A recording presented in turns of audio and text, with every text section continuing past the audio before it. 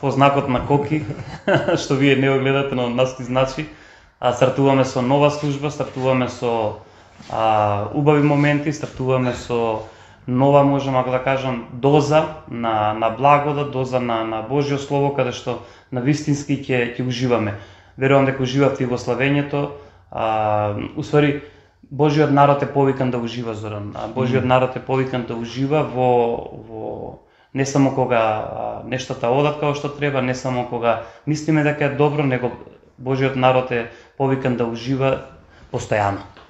Тоа што значи уживање, секој треба нели да го разбере, Зоран, самиот лично. Ја не можам да кажам ја уживам вака, ужива и ти, или поминувам низ ова, па поминува и ти. Ние понекогаш многу грубо ги и примерите дори библиски ги гледаме и сакаме да ги пресликаме во нашиот живот, а нема потреба од истото. Така да нешто што и ќе зборуваме најверојатно во овие 45 минути е тоа дека секој треба да го најде своето место, секој треба да најде свој трасиран од Господ пат и на таков начин да дознава што значи тоа во неговиот живот, радост, што значи уживање, што значи просперитет, перспектива, што значи страдање за Христос, сите тие нешта кои сме повикани да ги живееме, но мора да ги живееме на вистинскиот начин, зашто ако можам да кажам, ако ги заобиколуваме или ако ги земаме погрешните насоки, тогаш најверојатно и погрешно ќе се насочиме во животот. И опасноста, Зоран, за христијанинот е што на таков начин тогаш ради што е пример за другите може да насочи погрешно и многу други, или обратно, па да насочи добро многу други. Така да тоа е нашиот предизвик во животот и едноставно мора да се препуштиме на тој предизвик и мора да знаеме дека Бог постојано е во нас и со нас. Амин, амин. Знаеш како кога го спомна зборот уживање, првото нешто што го видов пред тој збор или заедно со тој збор и секако да, сите сме ние различни, сите сме различно се облекуваме, различно ги правиме фризурите, различно мирисаме, сите сме со некои си во основа сме луѓе, али имаме сите различни, што викаат старите, табијати.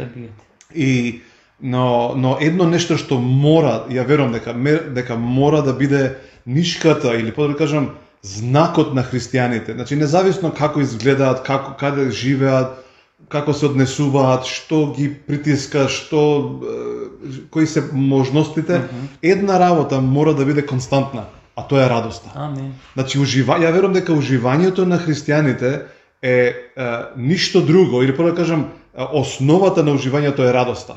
А тоа што ако ти ја исклучиш радоста од животот на еден христијанин, се друго што ќе додадеш во животот ќе избледе најверојатно истиот ден, а за веќе другиот ден нема да се сеќаваш. Значи сите тие чувства, емоции, придобивки што еден христијанин може да ги добие во неговиот живот, да ги прими надвор или подобро кажам без радоста, тоа не е уживање. Тоа е повеќе измачување кое што носи до, да не речеме, до некои депресии. И затоа верувам дека уживањето на нас христијаните е радоста. И ја верувам дека за нас лично да го збориме ова, да го правиме ова, да ги имаме овие преноси или приноси, како да ги кажам, проповеди, охрабрувања, навистина е радост. Ја уживам, затоа ја можам да кажам, ја уживам да објаснувам, да зборувам за Исус, да зборувам за благодата, да зборувам за Неговото царство. Зошто уживам? Затоа што тоа е мојата радост. Ја верувам дека тоа треба да биде радоста на секој ден христијанин. Така дека ќе каже некој дали ти проповедаш, дали ти читаш Библија. Баш пред некој ден зборев со некој други и рекоа, па ние не читаме Библија. Причината зошто не читаат Библија не е дека заборавиле, него ја изгубиле или подобро кажам, нешто е засенила радоста во нив да читаат. Нешто е засенила радоста во нив да проповедаат. Нешто е засенила во нив радоста да живеат и да уживаат во овој живот. И затоа верувам дека уживањето е секогаш поврзано, или пак подобро кажам, уживањето лежи врз радоста. Амин. И затоа е добро да и денеска да се радуваме во Господ, да се радуваме во сите работи што ни се дадени.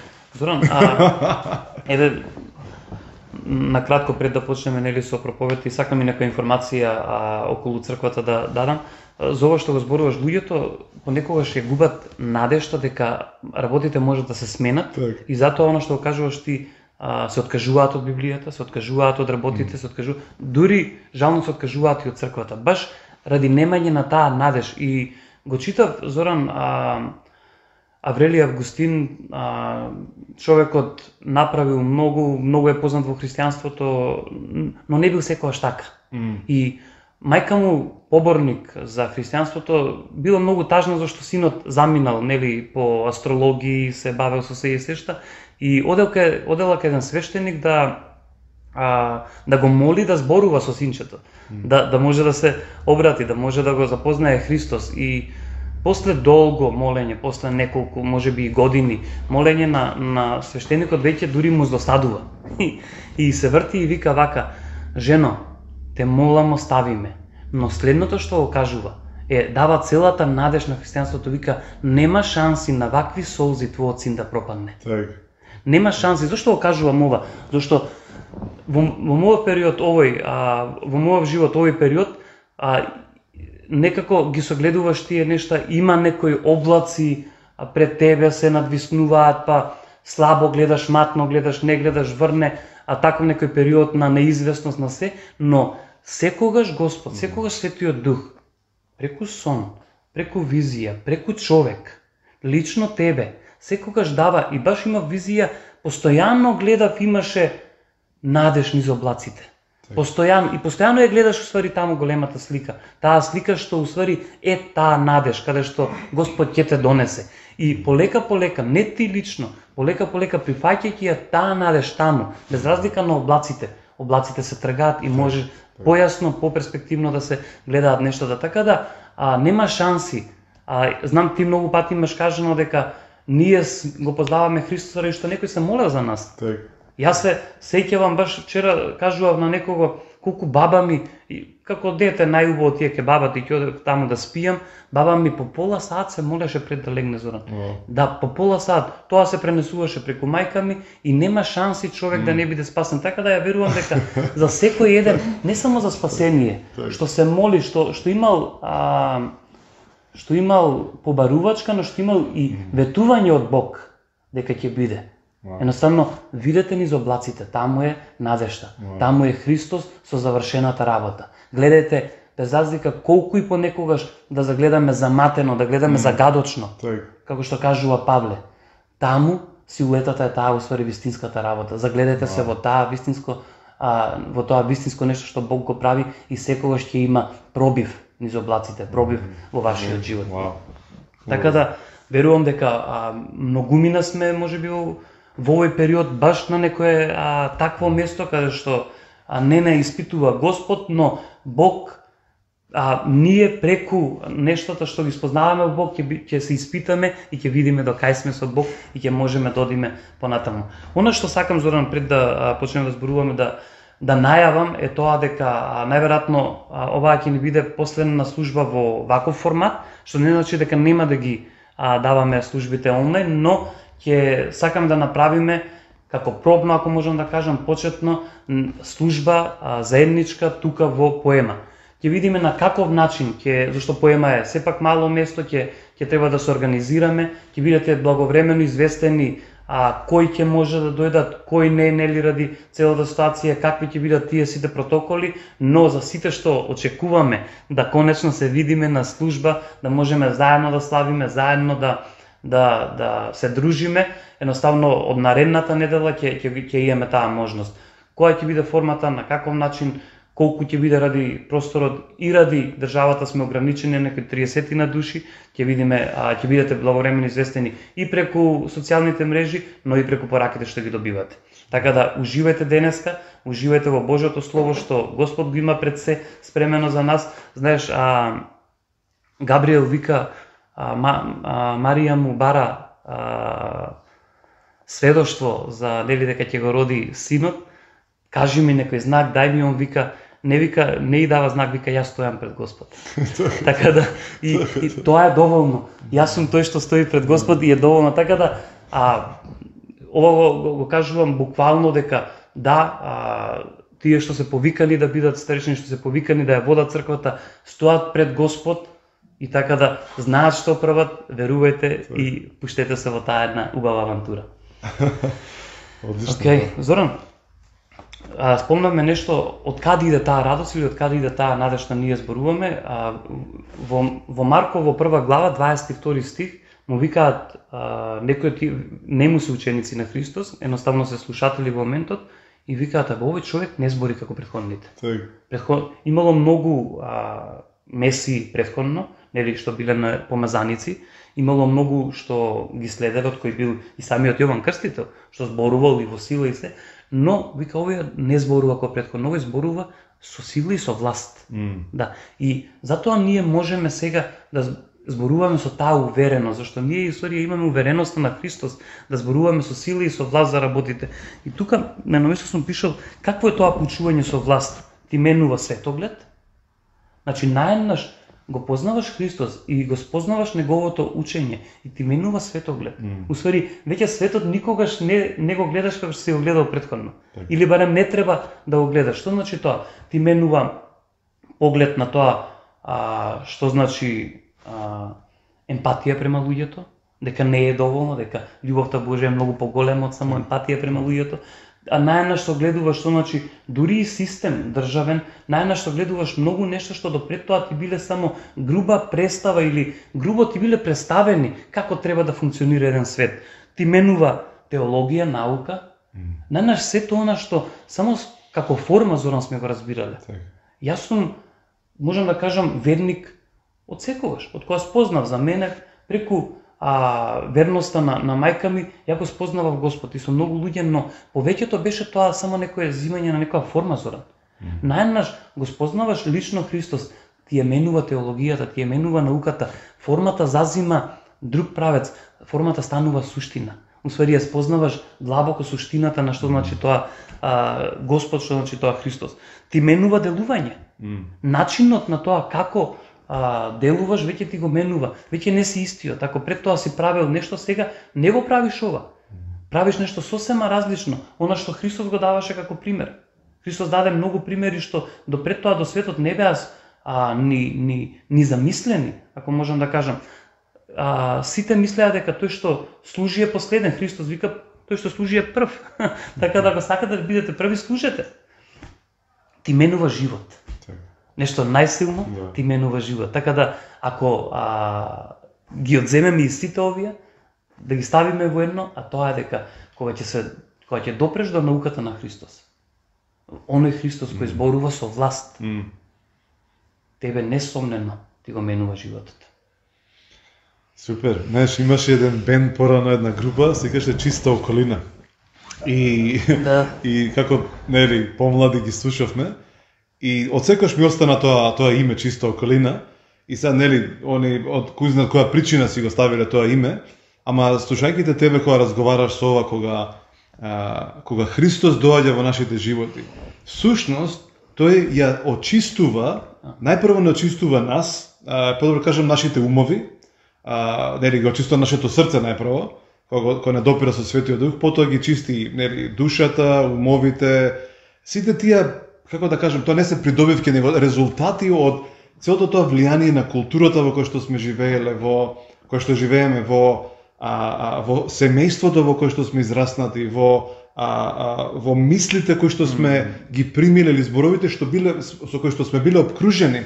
И одеднаш ние, нели, како што и ти самиот знаеш, колку луѓе се чувствуваат недостојни, поготово оваа, да не речам православна околина. Значи, ја не знам колку луѓе живеат во таа нечистотија, или се чувствуваат недостојни, се чувствуваат прљави, така, извалкани. И ти доаѓаш со пораката на благодата и кажат, не, тоа не може така, не. И тогаш разбираш дека нивната околина е нечиста. Значи, затоа што тие се обкружени со таква нечиста околина. Додека за нас, кои што веруваме во Христос, кои што сме го примиле дарот на благодата и спасението и праведноста, одеднаш разбираме дека не само што сега ние сме исчистени, него поради нас, заради тоа што Христос може да делува во нас, Со такви мисли, со такви зборови, околината околу нас се исчистува. Та еден ден да можеме да дојдеме до тој момент, до тој резултат, до тој степен, да кажеме околината околу мене е чиста.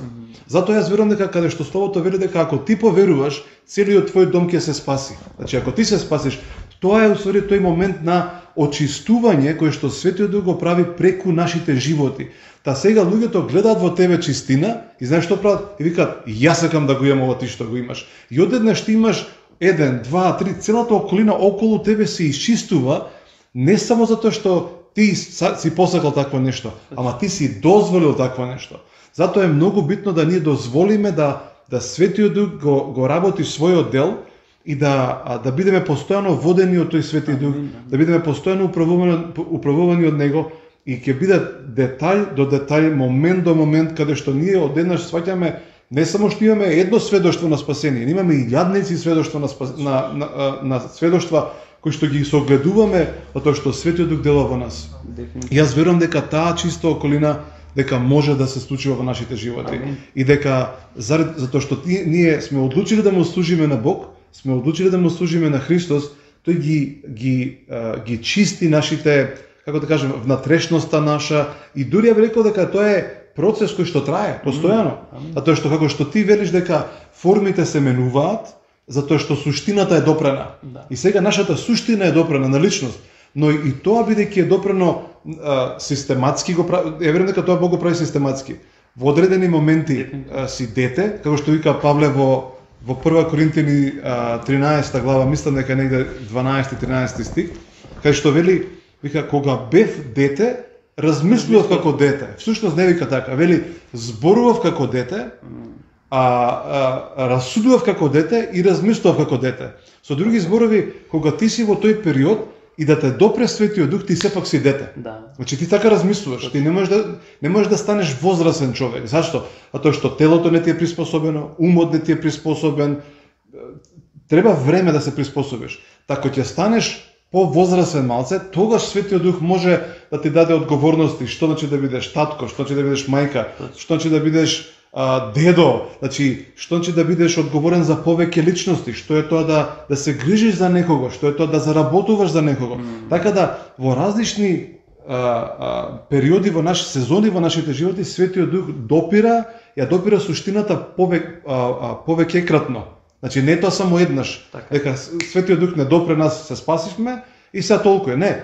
Значи постојат моменти каде што суштината е допрена и кога суштината ја допира Светиот Дух, нешто се случува, веднаш се менуваат формите или пак се менуваат формите и луѓето викаат, па ја тебе те знам, ти не беше ваков и сега ти пробаш да му објасниш, ама и луѓето не веруваат, да. Ама мораме да оставиме простор да луѓето се навикнат на таа чиста околина. Зашто луѓето не се навикнати да им биде чисто постојано. Така да тоа е тој дел. Дефинитивно. Зоран, во Јован нели ќе прашам каде тоа да го најдеме во нас, лично во нас. Овој процес што го зборуваме до сега е баш процесот во нас, тоа што се случува во нас, тоа што Господ го прави во нас и така да не смееме да одиме подалеку. Едно место пишува, мислам дека во Јован негде вика Исус ви даде власт да се нарекувате Божји деца. Мислам не ни даде само идентитет, него и власт да се наречеме. Така да кога мислиш дека не си достоен, кога мислиш дека не можеш да изустиш, ти ја имаш власта да кажеш не, јас сум Божјо дете. И јас не отстапувам тој авторитет, да не отстапуваш од тоа и да одиш понатаму. Во Јован 1:14 вика словото што се всели во нас. Значи, словото што се всели во нас сега не менува. Кој е словото? Словото е Христос. Словото беше на почеток и почеток беше во словото. Така да Јован тука ја објаснува целото тоа отелотворување на Христос во кого? Во самите нас, за да ние можеме да имаме власта да се наречеме Божји деца, синови, пријатели, уште со сите тие епитети што Христос не нарекува. Така да вика кој дојде полн со благодат и со вистина. Савајле прочитав Зоран еден многу вав псалм и ми дојде мелодија за прв пат во мојот живот, ми дојде мелодија за псалмот и го се снима, оти може ти изгледа нека добра песна, а псалмот 89:17 псалмот е вака: правдата и праведноста се твои столбови на престолот, а твојата љубов и верноста одат пред твоето лице. Вау, многу во сам. Така да, ако нешто сме повикани или треба да го правиме во нашиот живот, без разлика на околностите, без разлика на прашањата што ние самите си ги поставуваме, околината ги поставува врз нас, се мора да гледаме во Христос и во нас што Јован го кажува тоа отелотворување, што Христос е сега во нас. Зоран, рековте збориме нешто околу разумна служба или Римјани 12:1. Јас си ги прочитам и може тука да се подзадржиме, зашто тие се опасни стихови каде што на вистински ние сме повикани. Грчкиот збор, ајде ќе кажам за разумна служба е логикен латријан, што во превод значи во буквален превод значи логично обожавање. Ако ние мислиме дека само тука вреди логиката, има и духовна логика. Духовна логика што можеме да разбираме каде што не е иста со тука, дури нема ни никаква допирна точка, баш ќе проследиме после некои нешта, каде што нема допирна точка духовната логика со оваа тука логика, каде што сме повикани логички да обожаваме. Како ја го разбирам понекогаш тоа? Логички да обожаваш, понекогаш да обожаваш кога не се обожава. Во духовното. Тука би било ван секоја логика, но во духовното е повикан си да бидеш обожавател во дух и во вистина во Бог, без разлика на твоите околности, на сето она што се случува во твојот живот. Ајде Римјани 12. Затоа, браќа, ве молам заради Божите милости да ги принесете вашите тела како жива и света богугодна жртва. Вау! Знам, ја еднаш кажав, со еден пријател зборував на служба, ова беше одамна, можеби 7 години, и му кажав, понекогаш треба да направиш жртва за да дојдеш на служба. Немој, ако правиш жртва за служба, ич немој да идеш на служба. Не се разбираме. Понекогаш нашето тело е споро, не може да го следи духот. И буквално понекогаш иако овдека се мисли на сосема друга жртва, таа благодарничка жртва, жртва на радост, понекогаш нашето тело е толку споро што не може да го следи во духот и дефинитивно делува како да ти правиш уствари жртва за да дојдеш на служба или да се видиш со некого или да славиш или да зборуваш во моментот. Така да повикани сме на жртви, но на богугодни жртви. Каде што сега ние сме самите престолот и жртвеникот. Така да немојте да се сообразувате со овој свет, туку преобразувајте се преку обновувањето на вашиот ум, за да можете да сватите што е Божја волја, што е добро, угодно и совршено. Зашто преку благодата што ми е дадена, му велам на секој еден меѓу вас да не мисли за себе повеќе од колку што треба да мисли, туку мислете нека ви бидат насочени кон разумно расудување. Вау.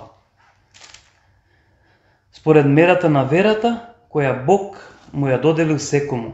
Имено, како што во едно тело имаме многу органи, а сите органи немаат иста функција, така и ние, кои сме многу, едно тело сме во Христос, а како поединци органи сме еден на друг, бидејќи имаме разни дарови според дадената ни благодат. Ако е пророштво, нека е сразмерно со верата, ако е служење, нека се состои во служење, ако е некој учител, нека поучува, ако има дар на утеха, нека утешува, кој дава, нека дава штедро, кој управува, нека биде ревносен и кој покажува милост, нека го прави тоа со радост. Вау. Знаеш, најверојатно овие пасуси, овие стихови се најверојатно најискористени или да кажам се најпроповедани, ја барем така мислам, затоа што поготово првите 3 стиха, каде што зборува за принесување на телото, за обнова на умот, метаноја, оно што сите го знаеме, или пак барем треба да го знаеме, таму се користи зборот метаноја, тој е грчкиот збор што значи обновување или да кажам промена, каде што си одел во еден правец и сега го менуваш тој правец. Едноставно си бил во таа нечиста околина и сега одеднаш одлучуваш да работите во твојот живот или пак дозволуваш да бидат исчистени и одеднаш се оддалечуваш од таа нечиста околина. Значи тоа е тој момент. Затоа вика и не се сообразувајте со навиките и со традициите и со начините на овој свет. Со други зборови, сите знаеме дека каде да одиме, да речеме секаде, али 95% од работите што ги среќаваме во овој свет ќе те разочараат ќе те наљутат, ќе те разгневат. Значи за некои си безвезни работи добиваш казни, те казнуваат, велат, ама тоа мора те казниме, таков е законот. И ти си кажеш, кој го измисли тој закон, значи кој го измисли тој систем?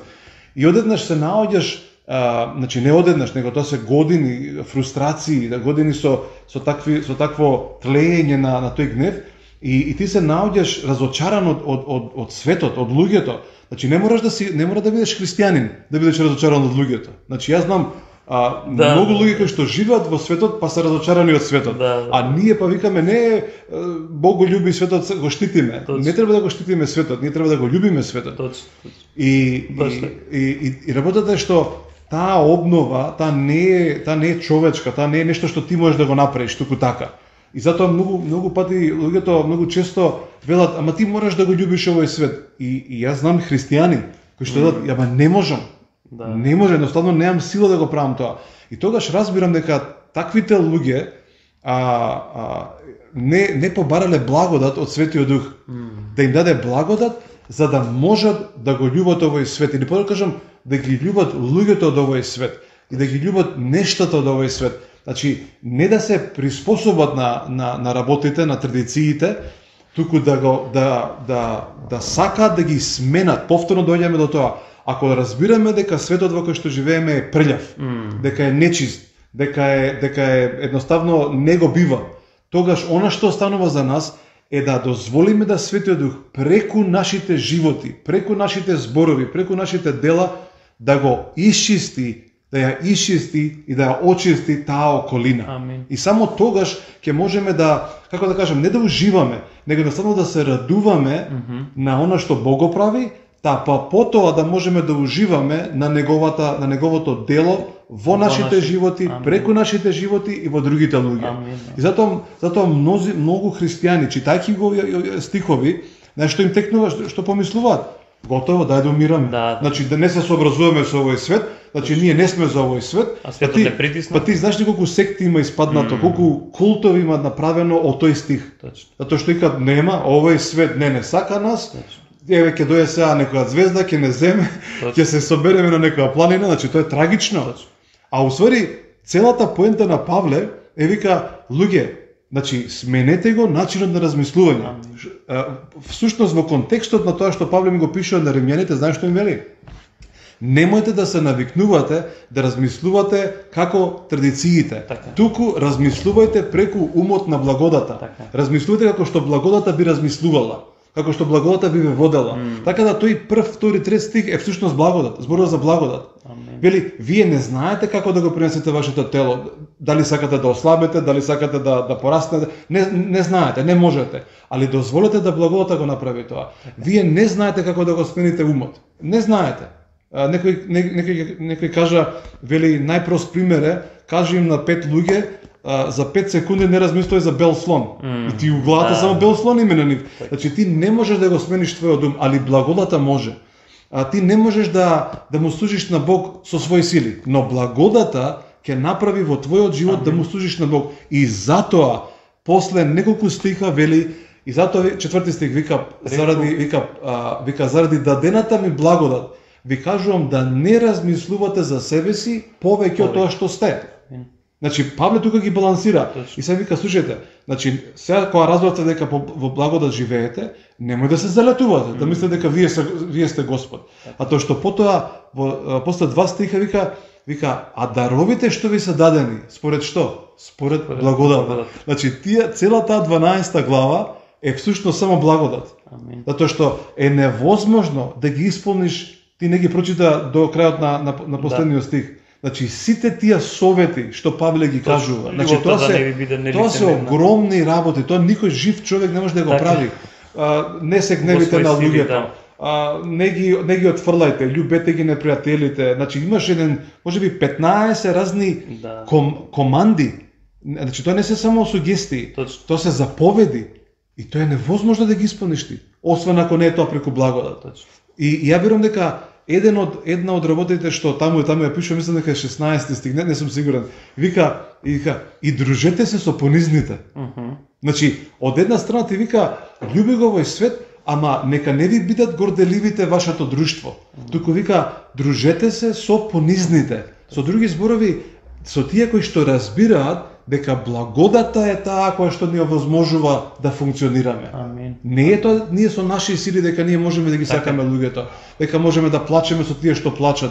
Ја некојаш луѓе плачат, не ми се плаче.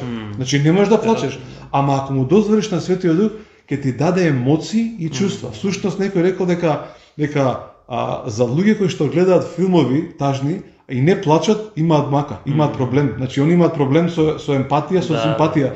И затоа е добро да ние христијаните да кога гледаме такви филми да не бидеме само мажи силни, него да му дозволиме на Светиот Дух да и солза да помине и сето тоа. Така да верувам во благодата дека тоа е за благодата. Целата глава е благодат.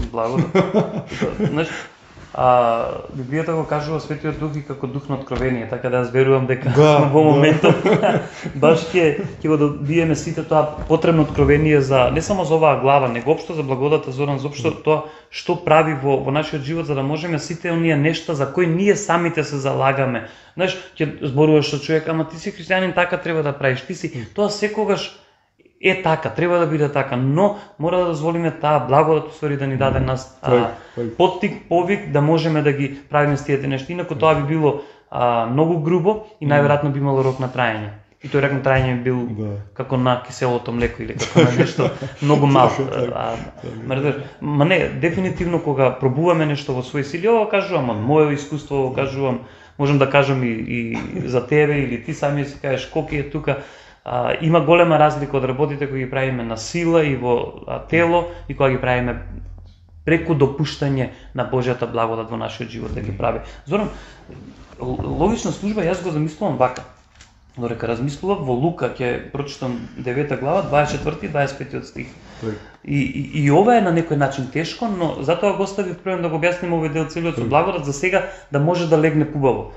Вика, кој сака да ја спаси својата душа, ќе ја загуби, а кој ќе ја загуби својата душа заради мене, тој ќе ја спаси. Зошто каква полза има човек ако го добие целиот свет, а самиот се загуби или се упропасти? На некој начин ја го гледам ова баш како таа логична служба или служба на обожавање или разумна служба што ја нарекува Павле во овие стихови. Едноставно многу од луѓето или самите ние знаеме да се изгубиме, барајќи се себе си, или да се изгубиме во Христос и да се најдеме себе си. Тука ја гледам таа нелогичност, усвари голема логика во духовното, каде што ние, губејќи се во Христос, онака, дури можам да кажам, влегување со бладање, едноставно, Христос и никој друг, ние се најдеме себе си, како никогаш до сега. Зашто што самиот Христос не знае повеќе, отколку што ние самите се знаеме повеќе. Така тука пишува да ги принесуваме телата. Тука негде сум пишал да ги принесуваме телата како богорна жртва, значи сме го навикнале телото, тоест делата на телото, да бидат под контрола на духот. Тоа е тоа принесување на богугодна жртва, принесување на нашите тела, усвари делата на телата како богугодна жртва пред Христос. Што значи тоа? Да се радува човек, да слави и обожава, да се чува како храм на Господ и многу други.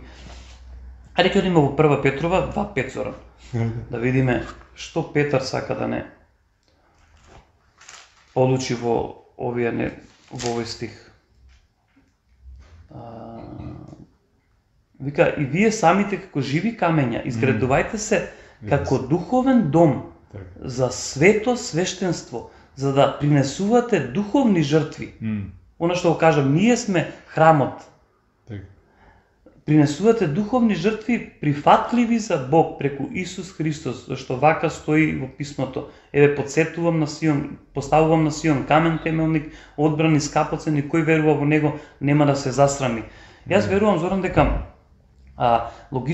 логичната, духовната логичност највеќе се, тоест, се збуни малце, разумна, овдешната логичност највеќе прети на духовната логичност. Што значи тоа? Тоа значи, Библијата ти кажува биди понизен, или благодат ти кажува можеш да бидеш понизен. Светот ти вика како несигурно. Кој виде лаир од понизност? Абе, види што можеш да зграбиш, види што можеш. Кажувам сега, да ни спримери го доживеат луѓето она што нели го зборуваме. Биди послушен. Нема шанси, види светот успеваат непослушните. Биди дарежлив. Да бе, зар мене ми дал некој. Овие се работи што ги слушаме секојдневно. И ова е борба усвари во нас. Не можеш да бидеш дарежлив ако не е преку благодатта, ако не е преку Светиот Дух, ако не те поттикнал или ако ти не си му дозволил да бидеш поттикнат и бутнат во дарежливост. Едноставно не можеш. Затоа луѓето дури е и нормално да речат дека ако не за мене некој ми дал. Абе овие две раце се направија како дарежлив.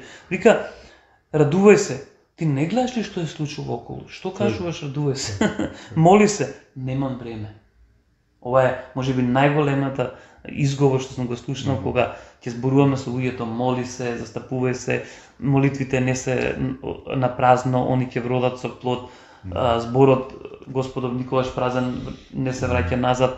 Едноставно луѓето и ние самите, ама немам време. Јас се тоа окей би го правил, али немам време. И така се косат таа духовна логика и разумна логика што е тука световно усвори логика. Охрабрувај, абе убаво, ама повеќе ми оди со критика, знаеш, да ги држам луѓето на штрек да не се возгордеат.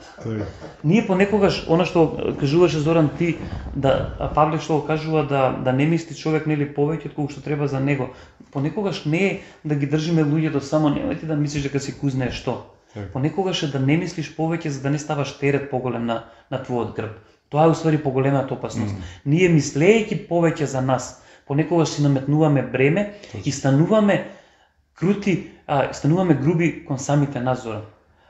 Нешто што учам во овој период, Зоран, е тоа да бидеш милостив кон самиот себе.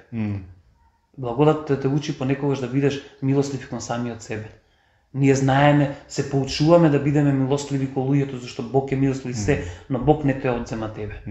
Он сака да бидеш милостлив кон самиот себе. И можеби е таа големата ука што јас треба во периодот да ја научам, но што верувам дека многу луѓе ја занемариле. Посебно луѓето што прават нешто во поголемо, ако можам да кажам, или што водат некои работи. Едноставно мора да дознаат дека треба да бидат милостливи и кон самите себе. Супер.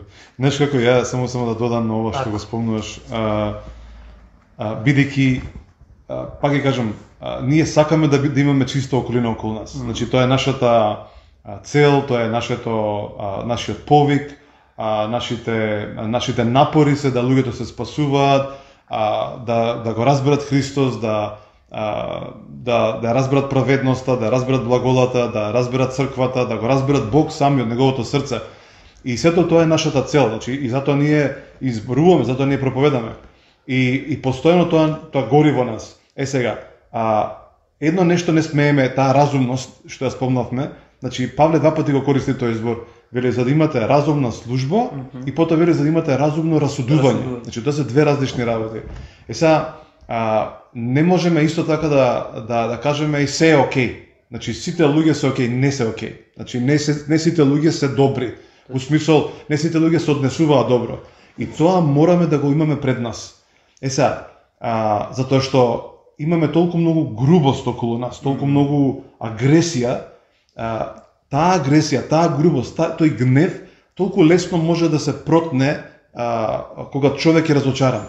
Значи, дури кај христијаните, тоа го имам приметено низ овие 25 години, значи зашто тоа се духовни работи, тоа се духови. И сега само те видите малку да се разочараш или малку или пак да се излажеш, да кажеш овој ме погледна вака, значи тој сигурно нешто има против мене. И само да почнеш да се занимаваш со таа мисла, само да отвориш простор и веднаш доаѓа тоа цело сценарио. Па тие се против мене, па тој го сака моето место, па тој и сега ти одеднаш ќе се најдеш исплашен. И затоа не смеме да дозволиме да грубоста на овој свет да не надвладее. Него мора баш преку таа благодат да се бориме, или тоа е баш борба, да се бориш против тие духовни работи. Затоа е во истата глава, ова што читаме, вели 17 стих, никому не враќате зло за зло, стремете се кон она што е добро пред сите луѓе. Значи тоа е интересно. Значи добрината е видлива. И добрината е направена да сите луѓе ја видат. Не само некои луѓе да ја видат. Ја верувам дека во овој свет каде што има многу зло, каде што има многу неправда, затоа ти може да си го читал тој псалм за правда и за праведност, затоа што еврејскиот збор за правда и праведност е еден. Али мора да се спомнува бидејќи тоа е, како да кажам, двете лица на Бог. Бог е секогаш правда и Бог секогаш праведно ќе ги извршува работите и ни нас не дал праведноста. Едното е идентитетско прашање, а другото е прашање, баш социјално прашање на тоа дека правдата ќе биде успоставена. Да, сите пророци усвари го процесираа тој дел во Израел, баш тој социјален дел, затоа што луѓето разбера дека Бог е Бог на праведност и дека Бог сака да ние го разбереме тој дел и да ја разбереме правдата негова. И знаеме дека живееме во паднат свет. Паднат заради многу причини, заради гревот, али заради начините на однесување, заради традициите, заради духов, а највеќе од се заради духовното влијание. И ја не можам само некојаш луѓето да ги гледам, тој е лош човек, па системот ќе го прави. Не, тоа се духовни, да не речам вредности, тоа се духовни работи.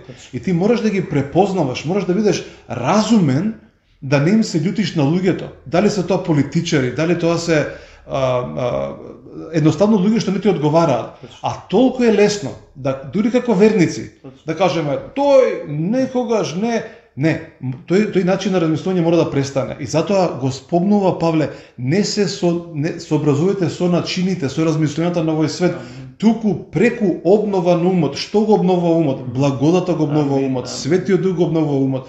И преку таа обнова да почнеме да ги гледаме луѓето, ја би рекол духовно.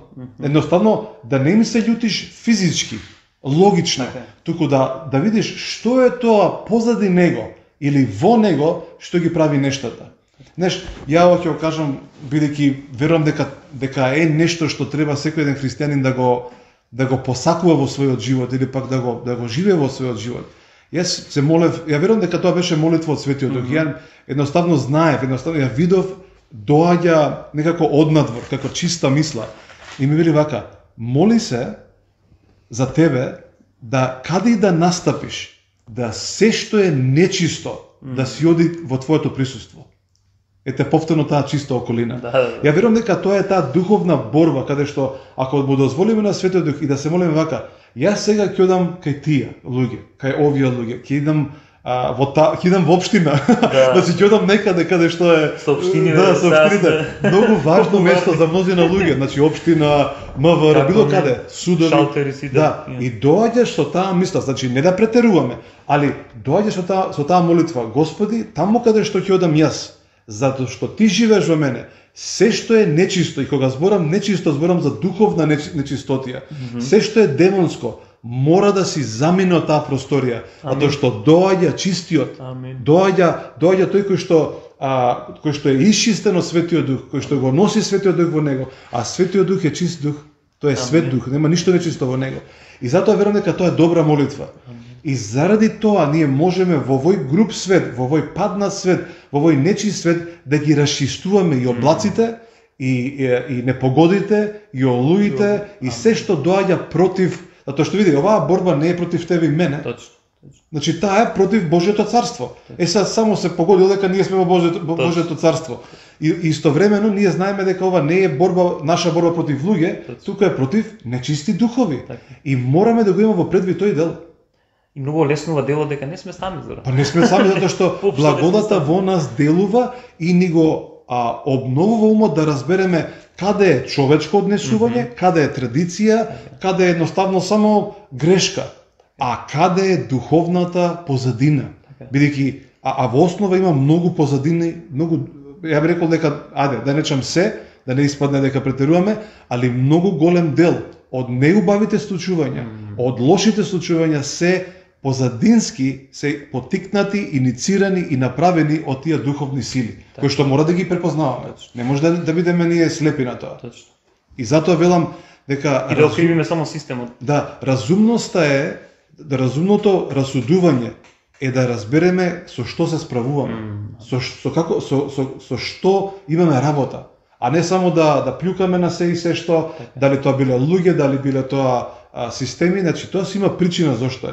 И затоа верувам дека логиката наша е Бог живее во нас, Светиот Дух живее во нас, и ние можеме да се справуваме со овие работи. Тоа е нашата логика духовна. Тоа е тоа. Се под тоа едноставно ќе не направи да се чувствуваме мизерни и слаби и недоволно способни да се менуваат работите. Точно. Така да мора да постои тој дел, таа духовна логика. Амин. Амин, Зоран. Амин. Вау, супер. Знаеш како, Зоран, имаме еден збор што вчера го слушнав за дека седе со една личност. Беше за незе, ама верувам дека е устори уште за некои луѓе што треба да го слушнат. Беше интересен, можеби прв пат слушнат така, затоа што нели го знаеме Бог е всемоќен. Иако, Зоран, ова што го зборуваш, само да се навратам на кратко, ќе го кажам зборот, ќе биде за окрилување многумина. Павле оди понатаму и вика духовниот човек се расудува и него никој не го расудува.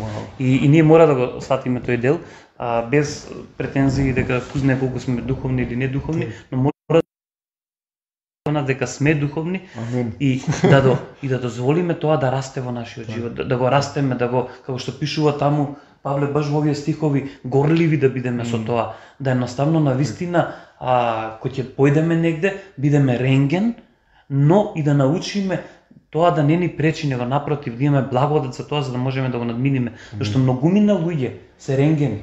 Дури луѓе што не го познаваат Христос, но што го користат дарот, знаат да бидат рентгени, но знаат да донесат многу осуда врз нив и врз другите, зашто не го познаваат духот на благодата. Христовиот дух каде што не само што ги балансира, Зоран, работите, него им дава скроз поинаков вкус, им дава некоја кадифена, ако можам да се изразам поетски, некој кадифен тепих за да може да се гази по тоа, за да не се избоцка човекот. Зошто многу од тие работи што се духовни знаат да боцнат, ако не се донесени од вистински начин на вистински начин. Така да, како духовни луѓе, ние сме повикани да расудуваме системи, луѓе, да расудуваме духовни состојби, но во истиот начин, без никаква злоупотреба, него љубовта ќе ви даде момент на авторитет и простор да не можеш да ја злоупотребиш истото. Сега за зборот. Слушнав еден збор, Господ бара начин како да те благослови. И сега што значи ова? Значи Господ ги има сите начини како да те благослови. Но нашите срца, и затоа мислам дека ова е, иако некако спонтано излезе со темата, е баш за тоа нашите срца понекогаш знаеме да ги затвориме.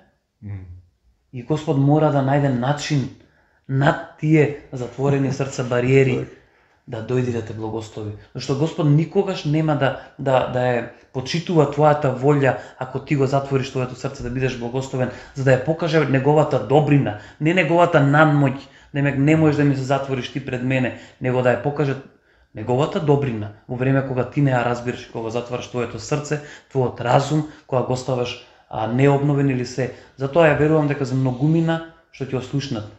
Слушнете, Бог бара начини во моментот како да ве благослови. Понекогаш олеснете му е работата на Бог и отворете се за тие нешта. Бидете благословени, јас ќе завршам со еден многу убав збор, многу убав стих од повторени закони. Го немам тука Стариот завет, ама мислам дека го знам на памет. Господ вика: внимавај што збориш или немој да кажуваш дека овој народ е поголем од тебе, зашто ќе не можам да го поразам. Така да внимаваме што зборуваме. Да не кажуваме овој проблем е поголем од мене.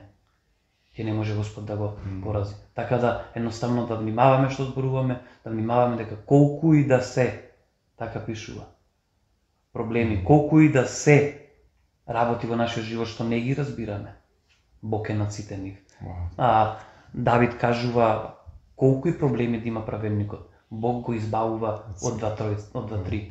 Не, Бог го избавува од сите. Не од 2 или од 3, Бог го избавува од сите. Бидете благословени. Зоран, можеш да завршен збор? Јас само ќе кажам една реченица само од кога седнавме овдека, еден стих цело време се врти тука негде вака, и викам, имам ли можност да го кажам? И кога кажат не кажувајте лоши зборови, стихот е Ефесјани 4:29. Значи цело време ми се вртеше. 4:29 вели вака, вели никаков лош збор, корумпиран збор, скапан збор да не излегува од вашата уста. И ако веќе излегуваат зборови нека бидат зборови за изградување, за добро и за изградување, за да можете да им дадете благодат на вашите слушатели. Ја верувам дека ние не кажавме лоши зборови ова утро и дека им дадовме благодат на нашите слушатели. Така да ве оставаме во таа благодат, да растете, да растеме заедно, да бидеме водени и да ја чистиме околината околу нас. Амин. Заради чистиот во нас. Амен. Само ќе ти кажам дека се разбуди со тој стих и затоа го зема повој од повторени закони. Зашто нели многу пати сме слушнале, уствари тоа беше ти да го кажеш. Така да, едноставно никаков лош збор, за тоа сме повикани, него збор на охрабрување нека биде во вашата уста постојано и кога можете и кога не можете. Господ може со вас. Амен. Благослов. Чао. Чао.